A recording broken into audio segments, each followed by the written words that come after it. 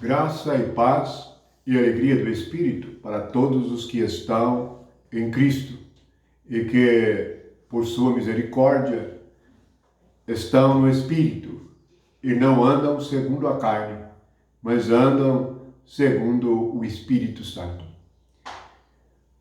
No Evangelho de João, nós temos a revelação do objetivo das Escrituras, do objetivo da vinda de Cristo. Todos somos levados a pensar que Jesus veio fundar uma religião, ou Jesus veio criar um movimento, organizar algo na Terra. Mas no Evangelho de João revela o objetivo da vinda de Cristo e o porquê que ficou registrado nas Escrituras, os seus sinais, a sua palavra, a sua obra. E está escrito assim, capítulo 20, versículo 30 e 31. Na verdade, fez Jesus diante dos discípulos muitos outros sinais que não estão escritos neste livro.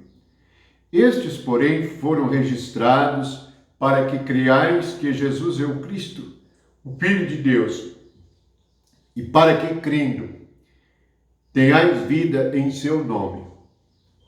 Primeiro, no versículo 30, fala que Jesus fez muitos outros sinais.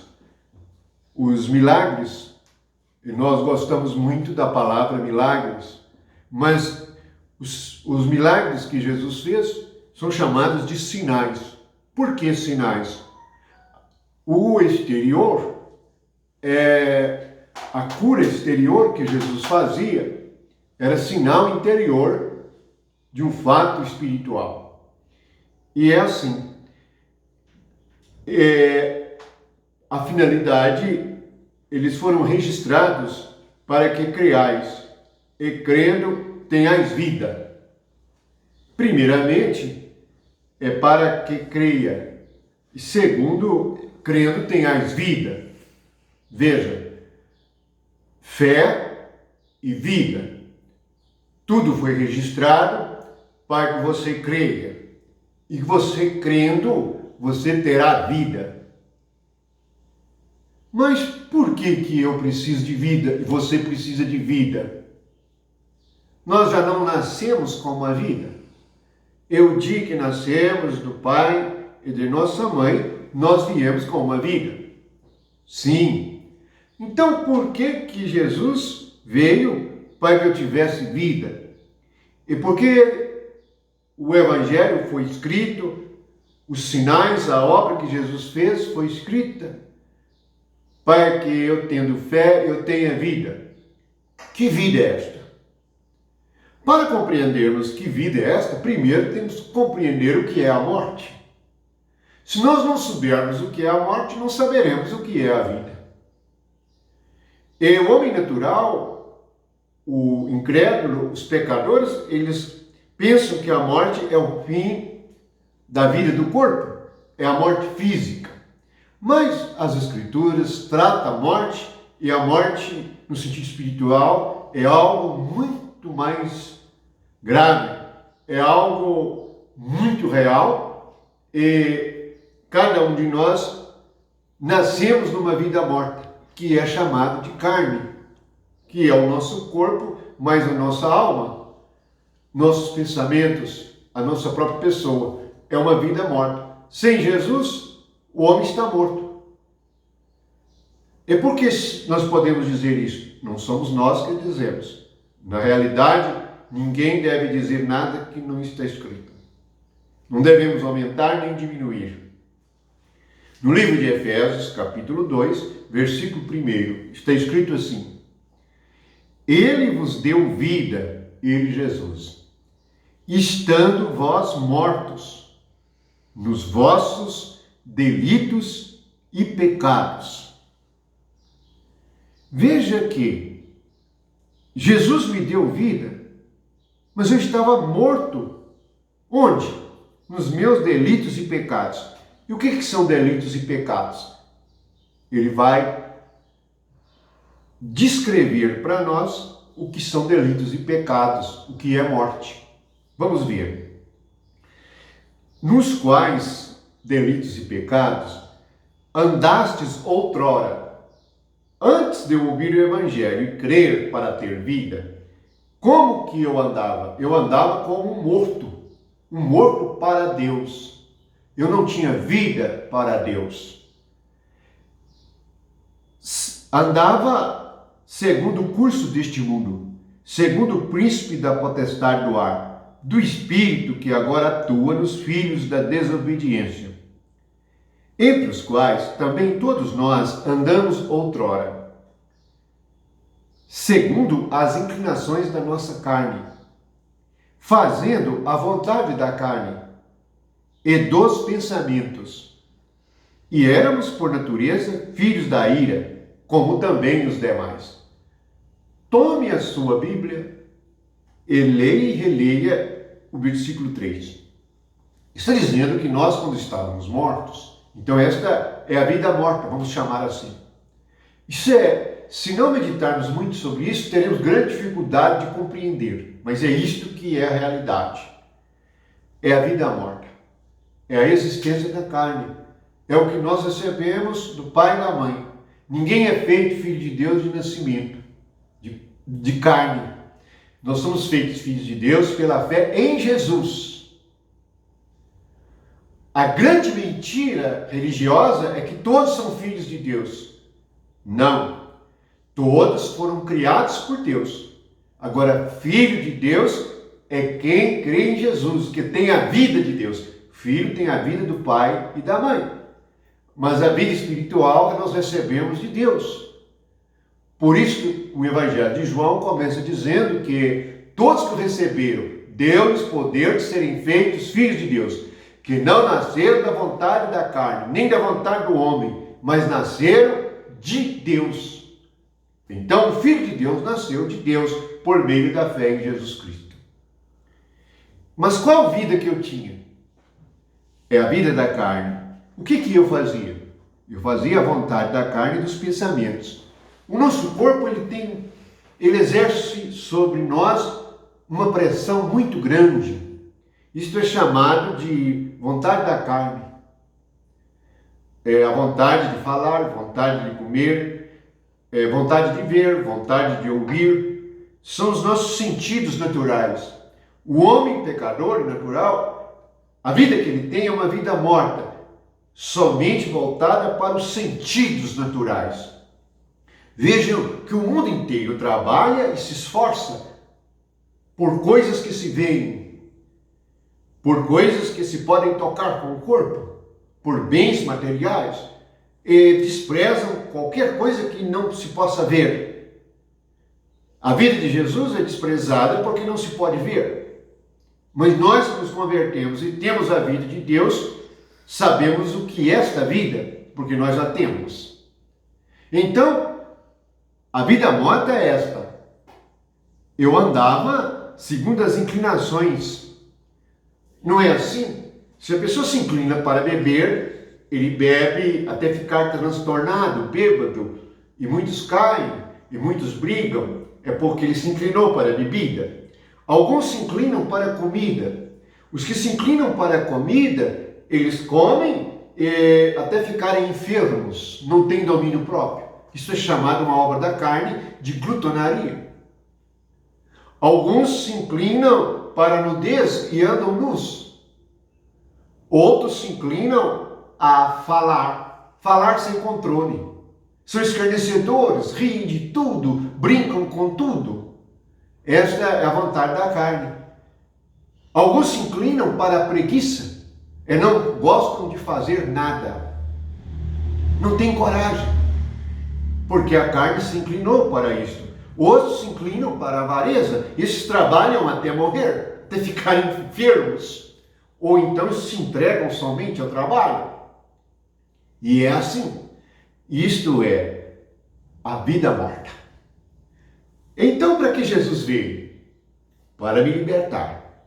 Por isso, eu vou ler agora o versículo 4. O versículo 4 começa assim: mas Deus tem que entrar na nossa vida.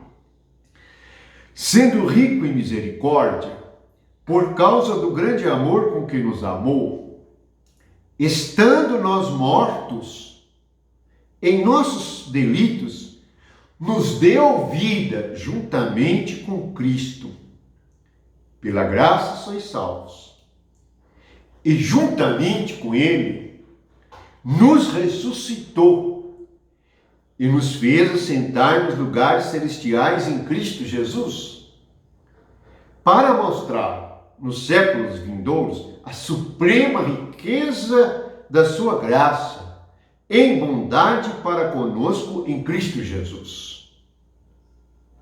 Veja, agora a minha vida, a vida que eu tenho é a vida junto com Cristo. Por isso que nós lemos no Evangelho de João que o Evangelho foi escrito para que nós creiamos. Crer nas Escrituras significa comer, colocar no nosso coração. Do mesmo modo que o corpo físico come, a alma come. E quando nós comemos o pão vivo que desceu do céu, nós ganhamos vida, a vida de Deus. Há também uma outra passagem que explica a morte espiritual. Note que Adão e Eva, eles não caíram fisicamente mortos quando eles desobedeceram a Deus. Eles ficaram nus. A nudez é a morte. O que é a morte? É um estado mental sem Deus, uma alma sem Deus. Porque Deus é que é a vida. Jesus é que é a vida. O Espírito Santo é que vivifica. E podemos ler isto no Evangelho de João, capítulo 6, versículo 63. Vejam só. O Espírito é o que vivifica. A carne para nada aproveita. As palavras que eu vos tenho dito são Espírito e são vida. As palavras que eu vos tenho dito são Espírito e são vida. A palavra da serpente, quando entrou no coração do homem, se tornou morte. Compreenderam? A palavra de Jesus, quando entrou no nosso coração, se torna vida. Por quê? Porque a palavra dele mata a vida velha, a vida corrompida, o pensamento de roubar, o pensamento de matar, o pensamento de irar, o pensamento de odiar, o pensamento de incredulidade, o pensamento de estar só, o pensamento, todo pensamento negativo é morte. Isto é chamado de carne, para nada aproveita. Veja, quando nós vivemos sob a inclinação da carne, gostamos de coisas que para nada aproveita. O homem faz coisas que não servem para nada, como jogar cartas. É um exemplo de algo que não serve para nada. Isso é só um exemplo. E por que ele faz isso? É porque ele está vazio, ele não tem o que fazer de valor. Ele faz algo que não tem valor nenhum. Isso Jesus chamou de coisas que não se aproveitam. A carne para nada aproveita. O Espírito é o que dá vida. Portanto, nós temos razão de vivermos alegres, felizes, porque temos a vida de Deus. Isso também é explicado aqui em Efésios, no capítulo 4, versículo 17. Está escrito assim: isto, portanto, digo, e no Senhor testifico, que não andeis como andam os gentios. Quem são os gentios? O povo incrédulo, o povo que não é de Deus. Na vaidade dos seus próprios pensamentos. Veja bem.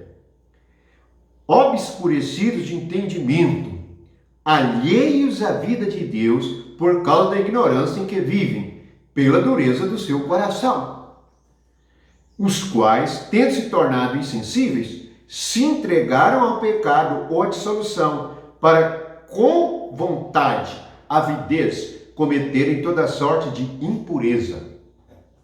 Então, a vida morta da carne é assim.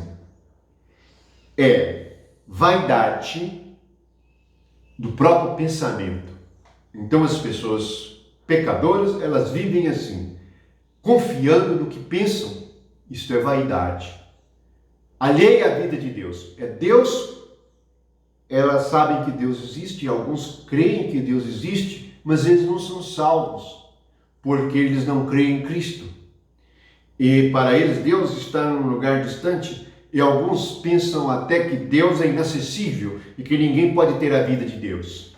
Ninguém pode conhecer a Deus e saber o que Deus pensa e ter comunhão com Ele. Mas Jesus disse assim: a minha palavra é espírito e vida. Vida de Deus. Por isso que pregamos Jesus e falamos de Jesus de dia e de noite, porque Ele é vida, Ele é a nossa vida agora. Mas a vida morta no pecado é assim, anda na vaidade do próprio pensamento. Não tem entendimento, obscurecido de entendimento. Está em Efésios 4, versículo 17 e 18. E 19. Ignorância e dureza de coração. São pessoas que não mudam de ideia. Alguns morrem como vivem, duros de coração. O que é uma pessoa com coração duro? É um pensamento que não muda. Ele não aceita o Evangelho. Ele não aceita a mente de Cristo. Ele não aceita a pregação. Ele quer prosseguir e andar da sua maneira, mesmo que a sua religião traga para ele morte, depressão, ignorância. Alguns bebem até morrer, porque ficam depressivos. Outros precisam de medicamentos fortes para prosseguir a vida, porque estão cheios de pensamentos negativos. A vida está pesada, a vida se torna dura, é morte, vida morta da carne. Jesus veio para que nós tenhamos vida e vida em abundância. Esta é a bênção e esta é a riqueza verdadeira. Portanto, diz que nós nos assentamos com Cristo nos lugares celestiais porque estamos ressuscitados com Ele. Ele nos deu vida juntamente com Cristo. E nós agora estamos libertos da vida morta. Esta é a vida de um filho de Deus. E é assim que começa o Evangelho de João. O Evangelho de João diz assim, capítulo 1, versículo 12. Mas a todos quanto receberam, deu-lhes o poder de serem feitos filhos de Deus, a saber os que creem no seu nome, os quais não nasceram do sangue, nem da vontade da carne, nem da vontade do homem, mas de Deus. Então o Filho de Deus, ele nasce de Deus por meio da fé em Jesus. Esta é a vida espiritual. Por isso Jesus disse, a carne para nada aproveita. A riqueza, ela não aproveita para as coisas espirituais. Pelo contrário, se nós não vigiarmos, o nosso trabalho e as coisas que nós possuímos tomam o nosso coração de tal maneira que não temos tempo para pensar nas coisas espirituais, para pensar na palavra de Deus, para entender a palavra de Deus. Ele leva e passa por esta terra com uma vida escravizada, se torna escravo das coisas, ao invés da riqueza servir a pessoa. Isso é uma bênção. Nós é que passamos a servir a riqueza. Isto é uma maldição. Pessoas que estão tão presas nas coisas que possuem que não podem fazer mais nada. Isto é uma escravidão. E é chamada nas Escrituras a escravidão do Egito. Alguns que quando mais possuem, mais querem ter. Nada chega. É a vida da carne. Insatisfação completa. É morte. Portanto, o que nós podemos definir como morte? A ausência da vida de Deus. A ausência da mente de Cristo. Quando há isto, até a própria igreja, até os que creem, podem sofrer com isto. E para nós terminarmos, vamos ver em Apocalipse. Apocalipse, capítulo 3, diz assim: estas coisas diz aquele que tem 7 espíritos e as 7 estrelas. 3, versículo 1. Conheça as tuas obras, que tem nome que vive e estás morto. Tem muita igreja morta. Essa carta foi escrita para a igreja. Quem escreveu essa carta? Jesus ressuscitado, que apareceu a João. O Jesus ressuscitado é os 7 espíritos. O que é os 7 espíritos? É o poder de Deus pleno. A igreja precisa, você precisa do poder da vida de ressurreição de Jesus Cristo. Por isso, para essa igreja que está morta, precisa da ressurreição de Jesus Cristo. Toda igreja precisa da ressurreição de Cristo, porque senão está morta. Vou ler de novo. É Jesus que está dizendo: conheça as tuas obras, tem nome que vive, estás morto. Você ouve a reunião, está aquela cantoria, está aquela quantidade de hino, alguns estão gritando, outros estão saltando, mas isto é a vida da carne, não é a vida de Deus. Para essa igreja, ela é chamada a se arrepender, porque há muita morte nessa igreja. No versículo 2, Jesus diz: sê vigilante, consolida o resto que estava para morrer, porque não tenho achado íntegras as suas obras na presença do meu Deus. Portanto, esta igreja não estava agindo de acordo com Deus, e não estava reta diante de Deus. Quantas igrejas não estão retas diante de Deus e fazem tudo diferente? A morte entra, as obras da carne entram, o ciúme entra, a divisão entra, uns contra os outros. Tudo isso é vida da carne. Portanto, nós devemos ter nome que vive e estarmos vivos em Cristo. Eu vim para que vocês tenham vida, e vida em abundância. As Escrituras, tudo foi escrito para que nós tenhamos fé, e crendo, nós tenhamos vida. Que nós não estejamos nesta igreja, a igreja de Sardes, a igreja que só tem nome que vive, mas que está morta. Que possamos compreender: a morte é a vida da carne, a vida é a vida do Espírito de Jesus Cristo, no Espírito Santo, que nos vivificou e nos deu vida para que experimentemos as coisas do reino do céu. O reino do céu, o reino de Deus, é um reino de vida espiritual.